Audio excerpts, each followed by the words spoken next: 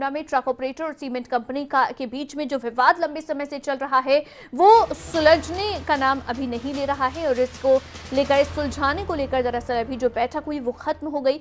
उद्योग मंत्री हर्षवर्धन चौहान की अध्यक्षता में ये बैठक हुई। सीमेंट कंपनी प्रबंधन और ट्रक ऑपरेटर्स के साथ में ये बैठक हुई थी जो खत्म हो गई है।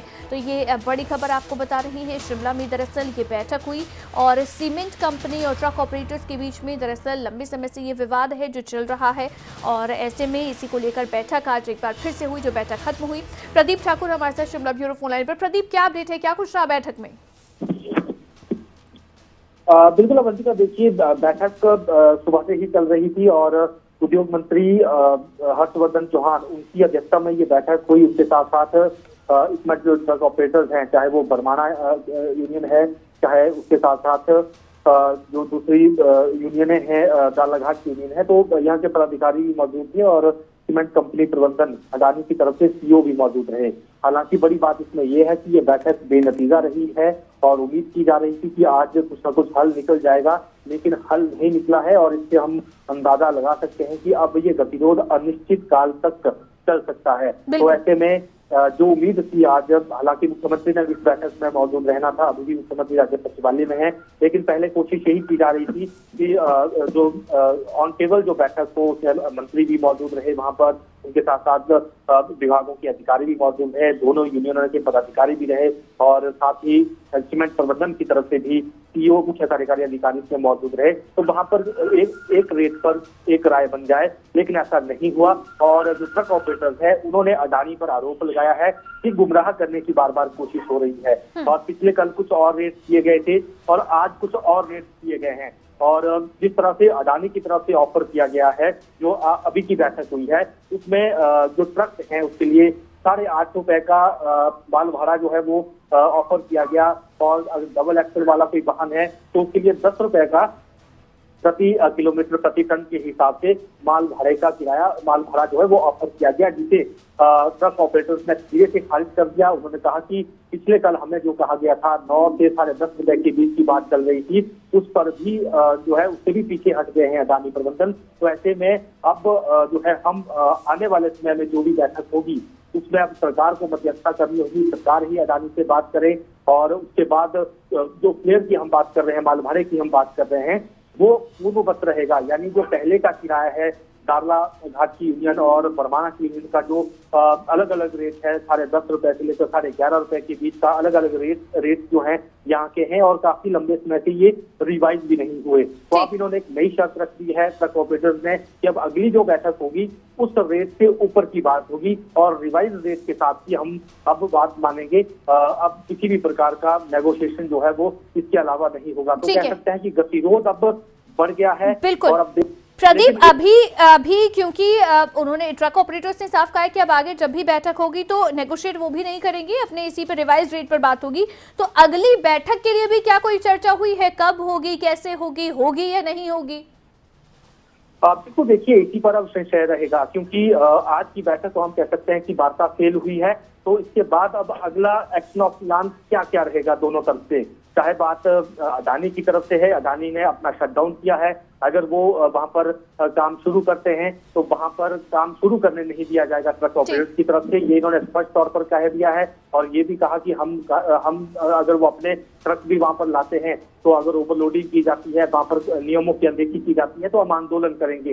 हालांकि एक बात जरूर कही ट्रक ऑपरेटर्स ने कि जिस तरह से पहले हमने ऐलान किया था चक्का जाम का, लेकिन वो प्रदेश सरकार के खिलाफ होगा, लोगों के खिलाफ होगा, तो हम ऐसा नहीं करेंगे। उसके अलावा हम तो अगर अपना एक्शन जो है वो लेंगे और उसमें जो कोर ग्रुप है इनका उसमें पहले बैठक की जानी है। लेकिन अब देखना ये होगा कि आज की जिस बैठक पर उम्मीद थी वो बेनतीजा रही है। अब अगली जो बैठक होनी है उसके लिए पहल कौन करता है? क्या सरकार पहल करती है, क्या अडानी प्रबंधन पहल करता है या ट्रक ऑपरेटर्स करते हैं? क्योंकि जो लंबे समय से ये बैठकों का लगातार दौर चल रहा था तो ये एक आखिरी बैठक के तौर पर हम इसे आज देख रहे थे, लेकिन अब ये बेनतीजा रही है तो गतिरोध तो बढ़ेगा ही, लेकिन इसका हल क्या निकाला जाएगा आने वाले समय में ये देखने वाली बात होगी। चाहे सरकार की तरफ से बात करें या फिर अडानी प्रबंधन की तरफ से बात करें, क्योंकि उन्होंने स्पष्ट किया कि हम काम करने नहीं देंगे, हमारी जमीनें जो है दोनों जगहों के लिए, अंबुजा के लिए भी और एसीसी जो सीमेंट कंपनी सीमेंट फैक्ट्री है, इन दोनों के लिए लोकल लोगों की जमीनें लगी हैं। और उसके बाद ही यानी कि इतना है प्रदीप की अभी ठीक है कोई हल नहीं निकला, लेकिन इतना भी नहीं है कि ट्रक ऑपरेटर्स जो है वो भी शांत बैठेंगे। काम रोकने की बात भी उनकी ओर से अब कही जा रही है, जैसे आप कह रहे हैं कि काम आगे उनको नहीं करने देंगे। लेकिन क्योंकि इस बैठक में उद्योग मंत्री मौजूद रहे, तो उनकी ओर से क्या कहा गया है? बैठक तो बेनतीजा रही है। मुख्यमंत्री कहते हैं कि इस विवाद को जल्द सुलझना चाहिए, बहुत लंबा ये विवाद खिंच गया है। अब उद्योग मंत्री ने क्या कहा इस बैठक के बाद?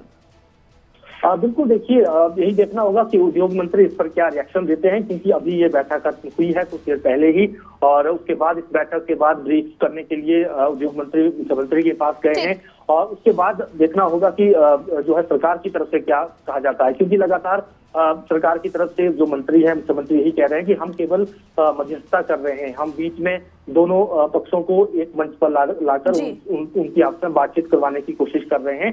तो ये हमारा काम सिर्फ यहाँ तक है, लेकिन फिर भी प्रदेश के लोगों का हित भी इसमें जुड़ा हुआ है। बहुत सारे लोगों का रोजगार वहां पर जुड़ा हुआ है। लोकल लोगों की बात करें, उसके साथ साथ जो इस काम की वजह से चाहे ट्रक चलता है वहां पर, चाहे सीमेंट दुकान होता है, उससे भी बहुत सारे लोगों का रोजगार पर असर है। साथ ही सरकार को भी देखिए वित्तीय नुकसान तो इससे जाहिर तौर पर हो ही रहा है। एक बहुत लंबा विवाद है ये जो अब खिंच गया है। बहुत शुक्रिया प्रदीप तमाम जानकारी देने के लिए। तो आज की ये बैठक भी बेनतीजा रही।